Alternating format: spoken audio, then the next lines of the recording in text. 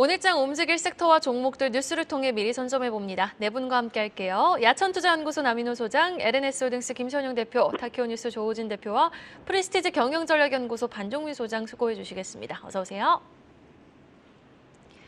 자, 8월 12일 역외 기준 원달러 환율이 하루 만에 13원 넘게 올랐습니다. 원화 가치 하락에 영향을 미친 이슈로 오늘 이 시간 출발해보죠.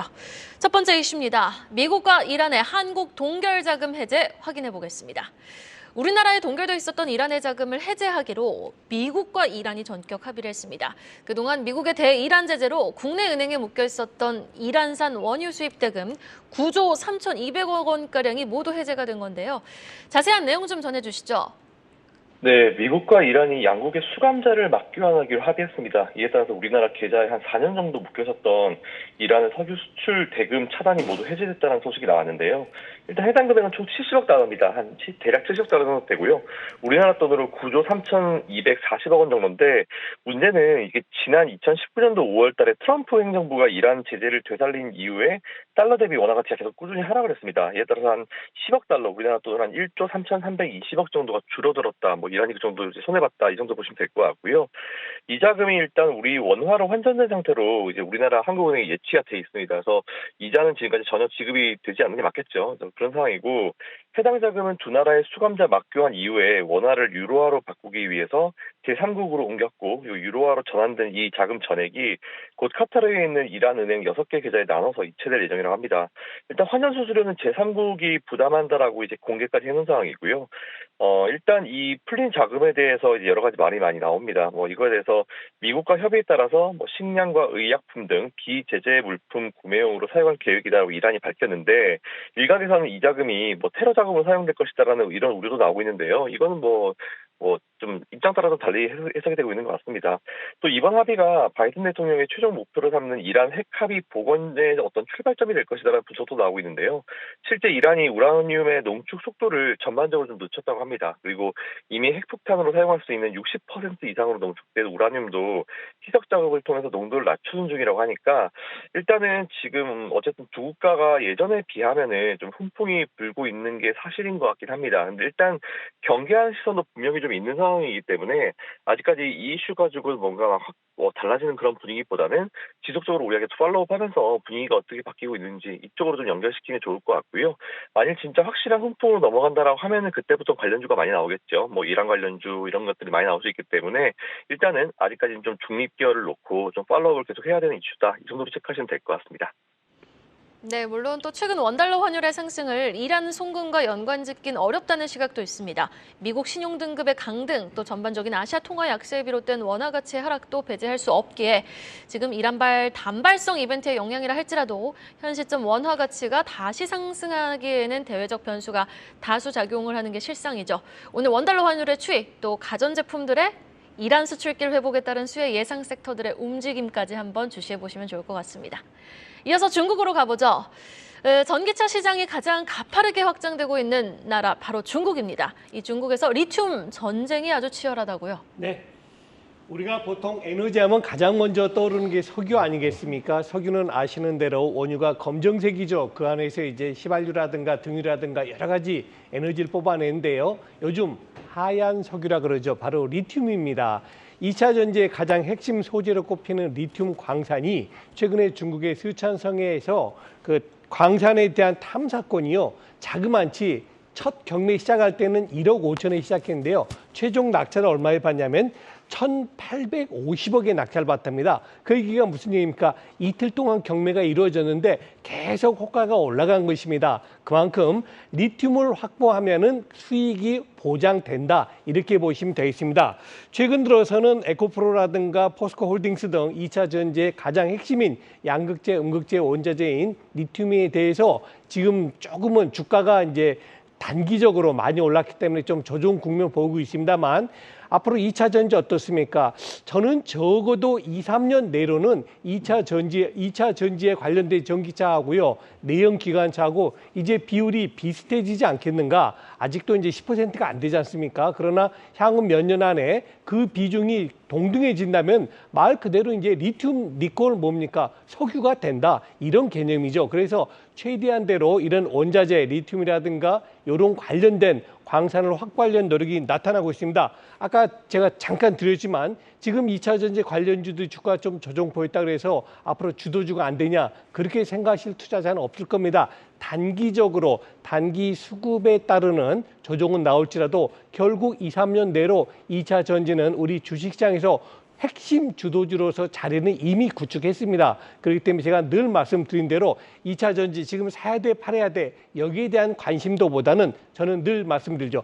내가 가지고 있는 포트폴리오 내 계좌 중에서 2차 전지의 비중이 얼마나 되느냐 제가 20%를 계속 주장해 왔는데요. 저는 20에서 30%까지 올라가면 물량 줄이시라 이겁니다. 이익 보시고 대신에 요즘은 이제 조정 보이니까 만약 한 달 전에 20% 가지고 계셨다면 지금 이제 15%나 16%로 내려왔을 거 아닙니까? 그러면은 지금은 조금 더 저가 매수에 나서는 이런 약간 좀 융통성 있는 그런 매매, 즉 포트폴리오 비중에 따른 매매가 굉장히 합당하다라고 정리를 하겠습니다. 네, 여전히 2차 전지 관련 종목들의 비중은 포트 내에서 20%를 가져가자 강조를 해주셨습니다. 그런데 또 주말 사이에 나온 기사가 있죠. 리튬과 니켈 가격 하락세가 좀 이달 들어 가팔라지고 있다는 내용의 소식도 전해졌는데 지난해 비싼 가격에 원자재를 매입해둔 양극재 업체의 수익성 과연 3분기에는 어떨지도 여러분 한번 주목해 보셔서 체크를 해보시면 좋을 것 같습니다. 다음 이슈 확인해 보겠습니다. SK텔레콤이 글로벌 AI 사업에 더 힘을 줍니다.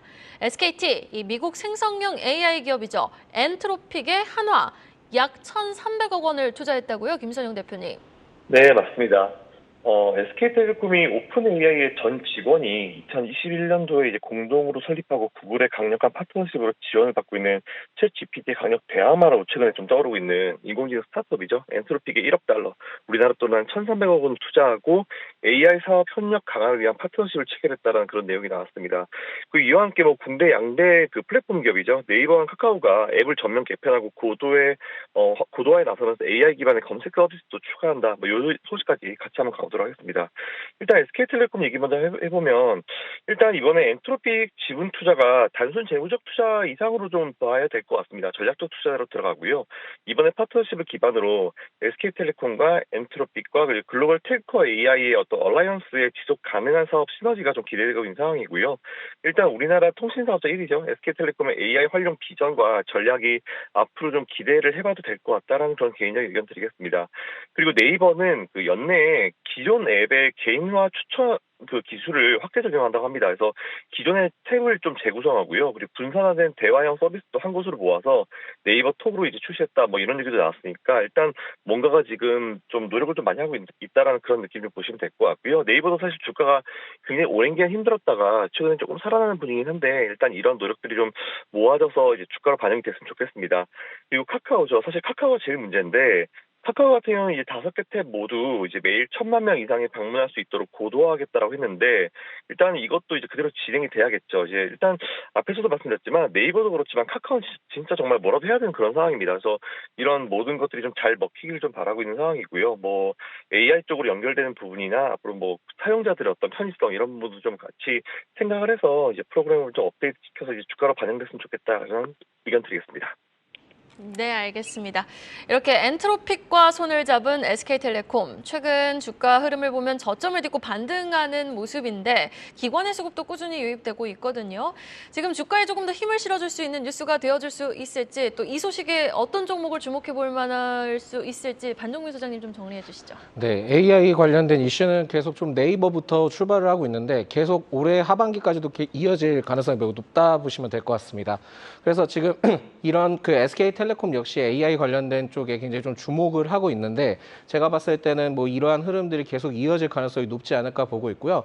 그래서 관련된 종목으로 코난 테크놀로지를 가져왔고요. 이 코난 테크놀로지는 AI 소프트 그 전문 업체입니다. 그런데 이게 주요 주주가 SK텔레콤이거든요. 주요 주주가 SK텔레콤인데 지분을 한 20.77%를 보유를 하고 있습니다. 특히 이제 작년에 그 SK 커뮤니케이션즈가 이제 동사의 지분을 좀 좀 인수를 했었던, 보유를 하고 있었던 이력을 갖고 있었는데 그 당시 때 이제 SK텔레콤이 이러한 지분을 인수를 하면서 이제 본격적으로 AI 기술 협력에 대한 전략적 파트너십을 좀 체결을 했었거든요. 그만큼 SK텔레콤 쪽이 이 AI 쪽에 굉장히 좀 포커스를 많이 맞추고 있다 보시면 될 것 같습니다. 이달에 이 코난 테크놀로지, 그러니까 동사의 경우에는 17일 목요일에 131억 개의 그 매개 변수를 갖춘 그 초거대 언어 모델인 그 코난 LLM을 그 공식 출시를 합니다. 특히 이제 이러한 그 코난 그 LLM의 경우에는 전체 학습 토큰이 한 4,920억 개 정도 되고 한국어 토큰이 2,840억 개의 학습을 좀 마쳤다라는 이슈가 있기 때문에 제가 봤을 때는 27일 날 이번 주 목요일 날 이러한 이슈가 좀 굉장히 좀 부각되지 않을까라고 좀 볼 수 있을 것 같고요. 특히 이제 목요일에 기자간담회를 통해서 그 제품의 프레젠테이션과 데모 시연 등이 좀 예정이 되어 있기 때문에 아마 주가에 영향을 좀 긍정적으로 받지 않을까라고 생각하고 있습니다. 그리고 이 지난 9일에는 그 한국지능정보사회진흥원과 51억 규모의 그 국방지능형 플랫폼 구축 공급 계약을 체결을 했는데 이게 최근 매출액 대비 한 33% 정도가 됩니다. 그만큼 지금 SK텔레콤과의 이러한 합작적인 그 SK텔레콤과의 그 시너지 효과도 좀 기대를 해볼 수 있겠지만 동사의 또 주요 주주 중에 하나가 한국항공우주거든요. 그렇다 보니까 결국은 국방, 항공우주 그리고 SK텔레콤에 대한 시너지를 좀 어느 정도 수혜를 받을 가능성이 매우 높은 종목이다라고 보시면 될 것 같습니다. 주가의 경우에는 지난 2월 말부터 크게 계속 조정을 받았다가 7월 말까지 좀 조정을 받은 상황이었고요. 이후 지금 AI 이슈가 부각되면서 추세가 전환되는 모습들을 봤을 때는 지금은 좀 매수 관점으로 봐도 되니까 좀 이 점을 좀 참고를 하시면서 접근해보자라는 말씀드리겠습니다. AI 관심 속 일단 추세 전환에 성공한 코난 테크놀로지 추가적인 상승 여력까지 진단해 주셨으니까요. 주가 추이 한번 기대해 보도록 하겠습니다. 이어서 시장은 리오프닝에 환호한다. 중국의 단체 관광 재개 속 기대감이 만연한 화장품 섹터 소식 확인해 보겠습니다. 화장품 ODM 업체죠. 코스맥스가 대대적인 중국 시장 공략에 나섭니다. 중국 광저우시에 아시아 최대 규모 화장품 공장을 짓고 본격적인 가동에 들어갔다고요? 네, 그렇죠. 자, 코스맥스는 지금 현재도 중국 상하이하고 광저우에 약 10억 개, 연 10억 개 정도 생산할 수 있는 공장 가지고 있습니다. 여기에 플러스 추가해서 약 4억 개 정도를 더 만들 수 있는 공장을 만든 겁니다. 광저우에 있는 건데요. 중국 최대의 그 화장품 회사를 볼 수 있겠죠. 이센그룹하고 같이 합작해서 만드는 건데 결국 이렇게 되면은 아시아 내에서 가장 많은 규모의 생산을 할 수 있는 공장을 확보하게 돼 있고요. 또 특이한 점이 있습니다. 이 이센그룹의 자회사가 바로 미국 나스닥 시장에 이미 상장이 돼 있다는 겁니다. 그리고 이 코스맥스하고 이센은 51대 49, 엄밀히 보면은 코스맥스 회사란 얘기죠. 51대 49로 합작이 된 상태이기 때문에 앞으로 만일 매출이 일어난다면 그 수익은 고스란히 코스맥스에도 그만큼 수익이 와진다라고 볼 수 있겠습니다. 뭐 이런 말이 있죠. 한번 사용해 본 사람은 없을지 몰라도 한번 사용해 보면은 또 쓰게 된다. 방금 이생크도 말씀 주신 대로 중국이 이제 한국에 대해서 단체 여행 금지를 풀었지 않습니까? 그럼 결국 이제 이번 달부터 계속 중국 여행객들이 많이 오실 텐데 오셔가지고 명도여행 가가지고 한국 화장품 한번 사용하고 갔다고 생각해 보십시오. 그분들 분명히 야 내가 한국에서 사용해 봤더니 그 제품 참 좋더라 하고 다시 사실 겁니다. 지금 중국에서 가장 큰 이슈를 끌고 있는 K-뷰티라고 할 수 있겠죠. 코스맥스의 어떤 주가 상승률 최근에 조금 오른 것이 흠입니다만 제가 볼 때 중장기적으로 볼 때는 추가적으로 더 관심을 가지셔야 된다라고 정리하겠습니다. 네, 같이 공장 합작에 나서는 중국의 이센그룹이 나스닥 상장을 하고 있다라는 포인트까지 짚어주셨는데요. 자, 이렇게 시장의 흐름과 무관하게 지난주 일제히 급등했던 화장품주들 보면은 화장품주가 움직일 때는 한국 화장품주가 좀 가장 가볍게 움직이는 것 같기는 해요. 그런데 현 시점 좀 추가 상승 여력을 가장 기대해 봄직한 종목은 어떤 종목이 있을까요? 네, 앵커님께서도 너무 이제 자세히 설명을 해주셔서 이 점을 좀 말씀드릴 수 있는 거는 한국 화장품이나 한국 화장품 제조의 경우에는 일시적으로 테마가 부각됐을 때 세게 흘러갑니다. 그렇지만 이제 다른 종목들 위주로 성장세가 있는 종목을 좀 살펴볼 필요가 있거든요. 네. 그래서 제가 봤을 때 그 애경산업이라는 기업이 있습니다. 이 애경산업은 사실상 생활용품 및 화장품 제조 업체인데 특히 이제 화장품 주요 브랜드로서는 그 에이지20스라는 그 브랜드가 있습니다. 이게 지금 굉장히 좀 중국에서도 반응이 매우 좋기 때문에 이 점을 좀 참고를 하셔야 될 것 같고요. 2분기 실적은 굉장히 좀 잘 나왔습니다. 그러니까 영업이익이 165억 원, 그러니까 전년 동기 대비 295% 증가를 했고요. 특히 글로벌 사업 성장과 브랜드 포트폴리오 다각화가 성공을 했고 또한 국내외 디지털 강화들을 통해서 매출과 이익이 굉장히 개선됐다라고 보시면 될 것 같습니다. 특히 이제 중국과 일본, 미국 등의 사업 매출이 좀 크게 증가를 했던 점이 포인트였는데 사실상 그 중국 쪽의 화장품들이 국내 화장품 기업들이 굉장히 좀 부진이 있었거든요. 근데 최근에 이 기업의 경우에는 오히려 지난 6월에 진행됐던 중국의 6.18 그 쇼핑 축제, 그러니까 제2의 광군제라고 좀 얘기를 하는데 여기에서 기간 동안 전년 대비 행사 판매액이 22.6% 성장을 했습니다. 그리고 중국에서도 굉장히 좀 활로를 개척을 하고 있었던 것이 이 동사가 작년부터 라이브 커머스 기반의 신규 디지털 플랫폼인 틱톡과 콰이쇼 등을 통해서도 전년 대비 37% 이상 성장을 했거든요. 그만큼 그 라이브 커머스 기반으로 굉장히 중국 쪽에 활로를 많이 개척을 했다 보시면 될 것 같습니다. 그리고 또한 동사는 그 제품 그 포트폴리오 다각화와 중국의 해외 판로를 계속 좀 개척을 하고 있기 때문에 결국 중국 시장뿐만이 아니라 해외 쪽의 시장에서도 굉장히 성장세를 보여주고 있다 보시면 될 것 같고요. 특히 동사가 최근에 미국 아마존 상반기 매출이 전년 대비 58% 증가를 했다는 점이 있고 특히 여기에서는 그 에이지20스가 딥 컬러 톤 31호 등의 글로벌 그 소비자의 피부톤에 맞춰서 포트폴리오를 좀 만들었던 것이 현지화에 주력을 했던 것이 굉장히 큰 포인트였다 보시면 될 것 같습니다. 이외에도 아마존 재팬에서도 지난해 상반기 대비의 매출액이 5배 이상 증가를 했다는 점을 봤을 때는 아직까지 이 애경 산업은 추가 상승할 수 있는 여력이 충분하다 보실 수 있을 것 같고요. 주가의 흐름은 2018년 당시에 그 상장 공모가가 29,910원이었습니다. 그렇지만은 작년 11월까지 3년간 이제 조정을 받았었고요. 현재 주가가 작년 11월부터 외국인의 순매수가 유입되면서 주가를 이끌어줬기 때문에 지금 현재 주가가 그렇게 저는 높다고 생각이 들지 않고 있고 최근에 외국인이 4거래 연속 순매수가 유입되는 점을 봤을 때는 애경 산업은 추가 상승할 수 있는 여력이 충분하기 때문에 매수 관점으로 좀 유효하다라는 말씀드리겠습니다. 네, 알겠습니다. 일단 뭐 실적이 찍히는 기업 애경 산업에 대해서 긍정적인 포인트를 제시해 주셨는데 그렇다면 뭐 OEM 업체가 또 있잖아요. 코스맥스라든지 뭐 한국콜마 이쪽은 좀 상대적으로 좀 가파르게 올라왔다라고 보시는 겁니까? 많이 가파르게 올라왔죠. 올라왔는데 아직까지 성장할 수 있는 여력은 충분하다 보실 수 있을 것 같고요. 네. 특히 이제 뭐 아모레퍼시픽이나 LG 생활건강 쪽보다는 OEM 업체가 좀 더 그 성장 가능성이 더 높고 또한 지금 말씀드렸던 애경 산업도 성장 가능성이 좀 높기 때문에 이 점을 좀 참고하셔서 접근해 보시면 좋을 것 같다라는 말씀드리겠습니다. 네, 알겠습니다. 이어서 오늘장 시장에서 가장 영향을 줄 수 있는 공시 확인해 보겠습니다. 어떤 내용의 공시 준비해 오셨나요? 아시아나항공이 2분기 이제 실적을 발표했습니다. 이제 그 매출은 1조 5천억 정도고 영업이익이 1,089억 원 정도인데요.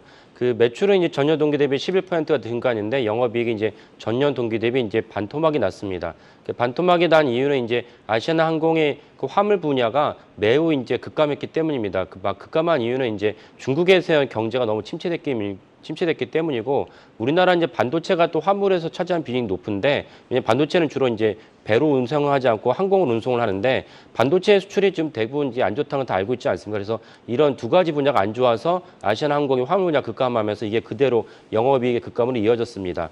그 항공 화물 운임 지수가 TAC라고 하는데요. 지금 1kg당 4.92달러로 해서 그 6월이 그렇게 나왔습니다. 그리고 이거는 2020년 3월 이후로 가장 최저이기 때문에 어떻게 보면 이렇게 최저의 그 항공 화물 운임이 사실 아시아나항공의 주가나 매출에 지금 저점이라고 볼 수 있지 않냐라고 이제 반대적으로 생각할 수도 있습니다. 그리고 중국 경기가 너무 안 좋은데 중국 경기가 안 좋기 때문에 시진핑 정부가 이제 강력한 이제 드라이브 정책 펴고 있으니까 이 점도 역시 아시아나항공에 또 반등할 수 있는 모멘텀이라고 볼 수도 있습니다.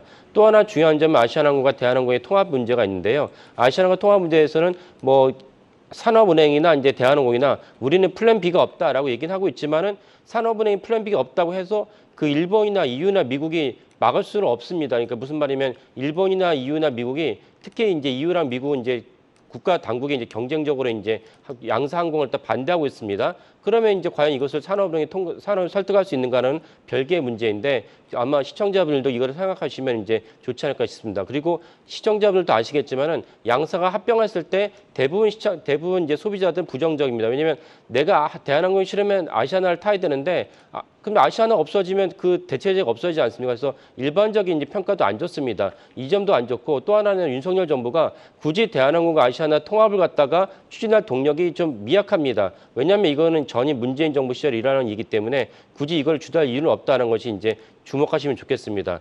여기에 이제 또 하나 이제 아시아나항공에 좀 주목해야 될 점, 매출에 주목하자면 아까 말씀드린 또 우리가 오늘 코너에서 계속 나오지만 중국의 유커가 이제 그 승인이 났다, 허가 났다고 이제 지난주 말부터 나왔습니다.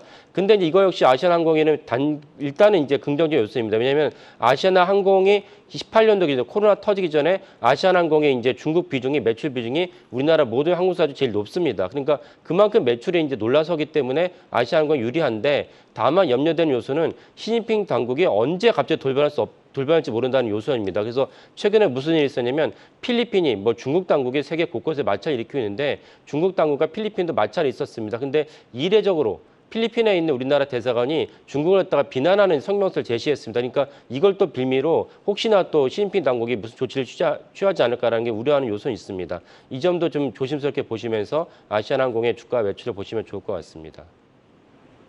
다음 이슈입니다. 호실적을 달성한 삼양식품 소식으로 이어가 보죠. 계속되고 있는 전 세계 불닭볶음면 돌풍에 힘입어 삼양식품 2분기 영업이익이 전년 동기 대비 무려 60% 넘게 증가를 했다고 합니다. 여기다 공장 추가 증설 소식까지 들려왔네요. 네, 그렇죠. 자, 이제 영업이익이 60%나 분기에 증가했다는 소식도 중요합니다. 그런데 여기에 우리가 꼭 아셔야 될 게 뭐냐면 그 영업이익의 매출 중에서 해외 매출이 그만큼 크게 증가했다는 겁니다. 2분기 전체 매출 2,800억 중에서요.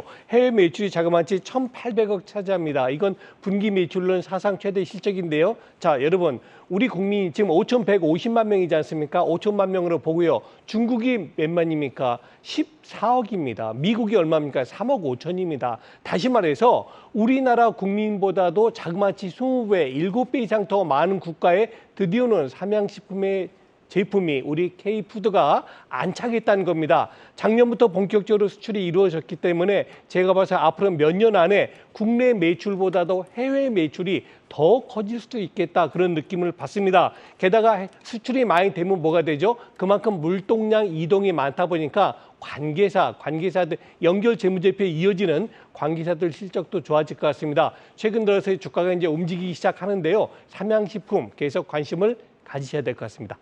네, 삼양식품 전거래일에서도 아주 큰 폭의 상승을 보였습니다. 보유자 입장에서 또 신규 매수자 입장에서 투자 전략을 좀 세워보고 싶은데 어떻게 보십니까? 일단 보유자분들은 계속 좀 보유를 하셨으면 좋겠고요. 일단 신규 접근을 하기에는 좀 다소 좀 늦은 감이 있지 않나 보고는 네. 있습니다. 그렇지만은 실질적인 그 하반기에 기대감은 좀 상당히 있기 때문에 이 점을 좀 포인트로 잡아야 되지 않을까 보고 있고요. 사실상 저도 굉장히 좀 깜짝 놀랐던 것은 해외 라면 수요 폭증을 통해서 매출이 굉장히 좀 증가를 했던 점이 있었고 지난해 그 제품 가격을 굉장히 좀 올렸습니다. 올렸음에도 불구하고 굉장히 좀 매출적으로도 영업이익도 많이 반영이 됐고요.